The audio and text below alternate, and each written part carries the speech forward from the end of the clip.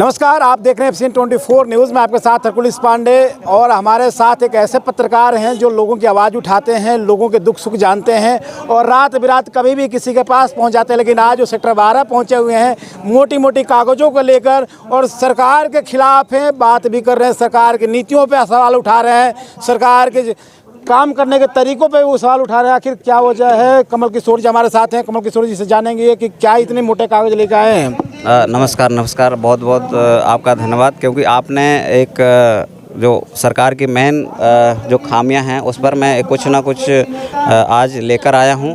और जहां तक हमारा बात है इस जो ज्ञापन की, तो ज्ञापन क्या है आप पत्रकार हैं और पत्रकारिता करते हैं, लेकिन आप आज ज्ञापन सौंपने के लिए लघु सचिवालय पहुंचे हुए हैं। आप तो जनता की आवाज़ उठाते हैं, जनता की समस्या का समाधान करते हैं, लेकिन आज क्या होगा कि आपको यहाँ पहुँचना पड़ा? बहुत बढ़िया आपने कहा कि वो पत्रकार हैं, वकील हैं, अधिवक्ता हैं, डॉक्टर हैं, आज ये कर्मचारी बैठे हैं, क्योंकि हर तरफ का हमारे देश आज़ाद होने के बाद हर तबका आज परेशान है।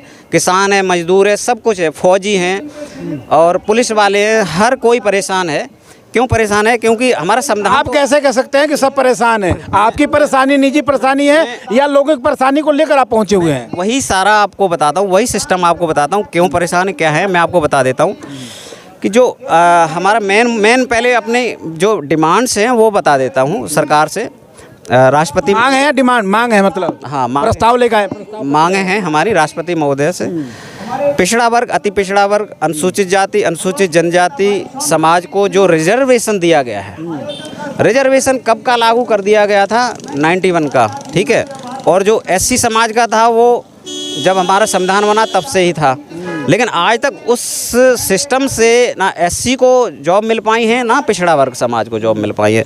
पहली मांग हमारी ये है। दूसरी मांग ये है कि जो भी हमारे जो चुनाव होते हैं, जो भी हमारे सांसद, एमएलए, एमपी, जो मेयर जो भी चुन के आते हैं, उनमें हमारी डिमांड है कि उनमें रिजर्वेशन के हिसाब से जितना जिसकी संख्या है उतने उसको पद दिए जाएं, उतने उसको टिकट दिए जाएं। आपको क्या लग रहा है कि उनको पद नहीं मिल रहा है, उनको टिकटें नहीं मिल रही है, उनको सहूलियत नहीं मिल रहा है?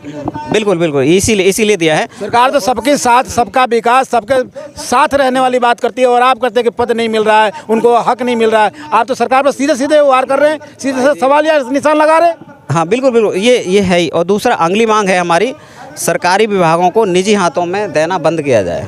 जो सरकार कहाँ दिया जा रहा है? कहाँ दिया जा रहा है? राज्य सरकार की बात कर रहे हैं, केंद्र सरकार की बात कर रहे हैं, किसकी बात कर रहे हैं? राज्य सरकार है, केंद्र सरकार दे रही है हमारा, ठीक है, केंद्र सरकार दे रही है। तो मेन चीज़ निजी हाथों में बंद किया जाए। सरकारी कंपनियों को जो सरकारी कंपनियों में निजीकरण किया गया है। और आंकड़ा बताएंगे कि सिर्फ ऐसे ही आप बताएंगे? कुछ आंकड़ा है तो आप बताएं, आंकड़ा बताएं। पहले डिमांड सुन लीजिए। जो निजीकरण है वो बंद किया जाए और जो ठेकेदारी की गई है वो बंद की जाए, ठीक है। जो 33% जो महिला आरक्षण पास किया है अभी हाल ही में, उसमें 27% एससी, बीसी और एसटी, ओबीसी महिलाओं को रिजर्वेशन दिया जाए।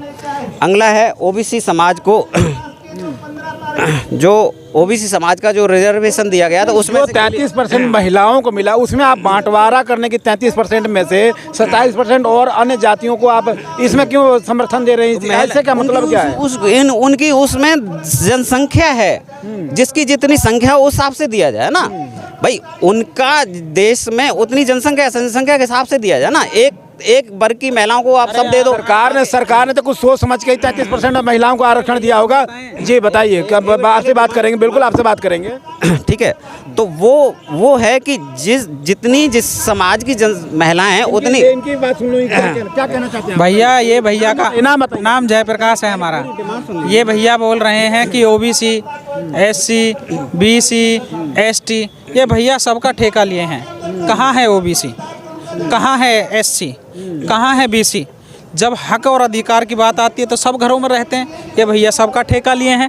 ऐसा क्यों कर रहे हो भाई? नहीं, लोकतंत्र में तो सबका अधिकार है, सब अपनी बात रख सकता है। इन्होंने अपना बात रख रहे हैं, इसमें गलत क्या है? नहीं, गलत नहीं है, लेकिन हम ये कह रहे हैं कि ओबीसी कहाँ है, इनके साथ कहाँ है? ये सबका ठेका ले रहे हैं। ठेका ले ये पत्रकार है, वरिष्ठ पत्रकार है, ये कर सकते हैं सबकी। लेकिन सबसे बड़ा सवाल कि आप सबकी ठेका क्यों ले रही है? साहब आप सवाल दाग रहे हैं। देखो, ऐसा है कि हमारा राष्ट्रपति एक है, ठीक है, उसके बाद सबका ठेका है, प्रधानमंत्री एक बनता है उसके बाद सब ठेका है। तो हम अपने समाज का नेतृत्व कर रहे हैं, तो हम अपने समाज के अगुवाकार बन रहे हैं। हम अपने समाज का कोई ना कोई, अगर हमारा समाज कुटता रहेगा, अगर कोई रोड पे फिसल जाए और एक्सीडेंट हो जाए तो हमारा दायित्व बनता है कि हम उसको उठा के उसका ट्रीटमेंट करवाएं। आप पत्रकार हैं, बार बार मैं कह रहा हूँ, आप पत्रकारिता करते हैं, तो पत्रकारिता के माध्यम से सरकार तक अपनी बात क्यों नहीं पहुंचाते? ज्ञापन के माध्यम से पहुंचा रहे हैं। कहीं ना कहीं पत्रकारिता में आपकी कमी आ रही है, और नहीं तो सरकार पे आप विश्वास उठता जा रहा है। कोई ज्ञापन तो देना पड़ेगा, कोई पेपर तो देना पड़ेगा। पत्रकार ज्ञापन क्यों देगा? पत्रकार तो अपनी बातों से, अपनी खबरों से ही सरकार तक अपनी बात पहुंचाएगा। जनता की बात आप सरकार तक पहुंचाते हैं और आप ज्ञापन दे रहे हैं। कहीं ना कहीं पत्रकारिता धूमिल हो रही है, कहीं ना कहीं आपके नज़रों से। मैं आपको बता रहा हूँ, कांसीराम ने कहा था, जब हमारे समाज को आज तक सरकार सुनती, कानून में पास है, रिजर्वेशन आज तक दिया नहीं, तो भैया हमें तो आवाज़ उठानी पड़ेगी। हमारा समाज है, हमारा देश है। सरकार तो सभी जातियों को, नहीं मेरी बात सुनिए, कमल किशोर जी मेरी बात सुनिए, सभी सरकार सभी लोगों के साथ चल रही है, सभी के साथ सारे सवालों का जवाब दे रही है, सभी कामों का कहीं ना कहीं आम तक पहुंचा रही है, उनको आरक्षण दे। लेकिन आप सरकार को घेरने की कोशिश कर रहे हैं। आपने आरएसएस की बात की थी, आरएसएस की बात की। आप पत्रकार हो, आपको पत्रकारों का सहयोग करना चाहिए, टांग खींचनी चाहिए। सहयोग क्यों करें? सहयोग किस बात करें? हम कहाँ सहयोग करें? आपसे सवाल करें, आप ज्ञापन सौंपना है, वो भी डीसी कार्यालय में, तो आपने कोई ना कोई तो मुद्दा लिया होगा। मुद्दा है, आप सुनो तो। कुछ आंकड़े नहीं दे रहे, आप आंकड़े नहीं दे रहे हैं। आंकड़े तो दीजिए। आंकड़े भी देंगे, पहले पूरे मुद्दे सुन लो, आंकड़े भी देंगे, सब कुछ देंगे, ठीक है, पूरे मुद्दे भी सुन लो। अब अगला मुद्दा क्या है कि जो भारत के सब भाजपा और आरएसएस पर सवाल किया, आप किस पार्टी से ताल्लुकात रखते हैं? पहले मेरी बात सुन लो। मैंने जो पूछा आप किस पार्टी पहले मेरी बात सुन लो, मैं सारी बातें बताऊंगा आपको। काशीराम का भी नाम लिया, आप किस पार्टी से ताल्लुकात? भैया काशीराम ने तो हमारा रिजर्वेशन अधिकार दिलाया, अंबेडकर कोई जानता नहीं था, तो इनका बात का जवाब तो दीजिए। दिलाया। ताल्लुकात रखते हैं? हम बहुजन समाज से रखते हैं। पत्रकार आप एक चौथा स्तंभ हैं या किसी पार्टी से नुमाइंदगी करते हैं, पार्टी का समर्थन करते हैं? स्तंभ के साथ साथ में देश के नागरिक हैं, और देश के नागरिक हैं। समाज का पहले हमारे लिए सबसे पहले राष्ट्र है, राष्ट्र के बाद में समाज है।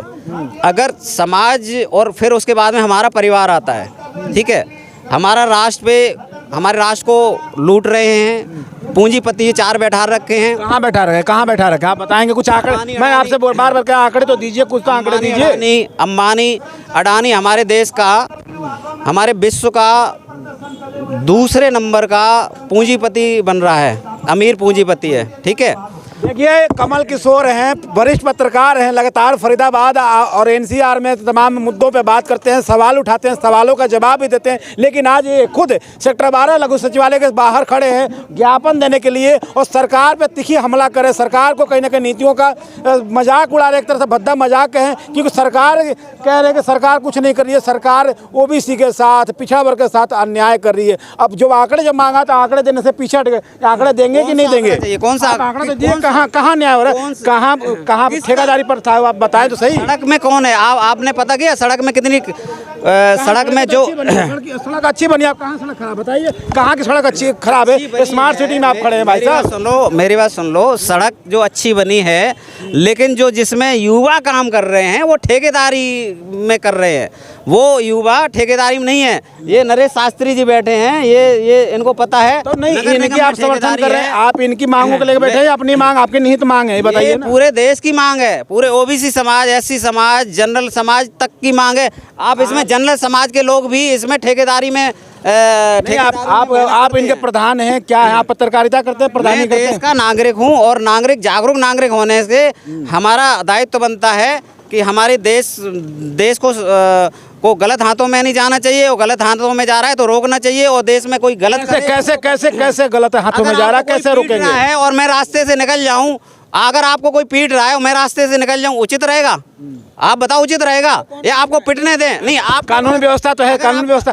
देखिए कमल जी मेरी बात सुनिए। कानून व्यवस्था है, पुलिस प्रशासन है, सरकार है, कैसे कोई किसी को कैसे पीट देगा? कानून कोई चीज है नहीं, फरीदाबाद में लॉ एंड ऑर्डर है नहीं। आपको दिख रहा है? नहीं दिख रहा है? ये कोर्ट है, अंदर चले जाओ। कितने पेंडिंग पड़े हैं, कितने साल से कोर्ट जो केस पेंडिंग पड़े हैं, कहाँ कानून व्यवस्था? उस पे नहीं, पेंडिंग कोर्ट में पड़े, काम हो रहा है, कार्रवाई भी हो रही है, उनका न्याय भी मिल रहा है। जुडिशियल पे आप सवाल उठा रहे हैं, आप जुडिशियल पे सवाल उठा रहे, कैसी बात कर रहे हैं? मेरी बात सुनो, ठेकेदारी कर दी आप संविधान की बात करते हैं, संविधान की बात मानते हैं और संविधान पे सवाल उठा रहे हैं। आप तो जुडिशियल पे सवाल उठा रहे हैं उसको। सुनो मेरी बात सुनो, गलत होगा तो रोकेंगे नहीं। अगर तुम्हारा बच्चा दारू पिएगा और पीटेगा किसी को, कहाँ कोई आंकड़ा तो दिखाएं आप, आंकड़ा तो कुछ दिखाते तब मानते हैं हम, तभी तो जनता भी देखेगी कि हाँ आप जो बात रख रहे हैं, जो ज्ञापन दे रहे हैं, मैंने कुछ दिखाई दे। हैं क्या कह रहे हो? तो दिखाइए 1-2% का आंकड़ा बताएं आप। फरीदाबाद का ही बता दीजिए। फरीदाबाद में आप खड़े हैं, सेक्टर 12 लघु शौचालय के बाहर खड़े हैं और कौन से विभाग का आंकड़ा चाहिए? किस विभाग? आप ही पिछड़ा वर्ग ओबीसी की बात कर रहे हैं, ठेकेदारी प्रथा की बात कर रहे हैं, आप सड़कों की बात करें, सड़कों में सड़क नहीं बना हुआ है। मैं 27% रिजर्वेशन है जी कुछ कहना चाहते हैं? जी कहना चाहते हैं, देखो ज्ञापन देने के लिए पहुंचे, बहुत अच्छी बात है, लेकिन अभी अधूरा ज्ञान है। अधूरे की वजह से ना ये शोर मचाएंगे। अधूरा आप लड़े नहीं है। पहले बताओ, इन्होंने अधूरा ज्ञान बताया। अधूरा ज्ञान क्या है?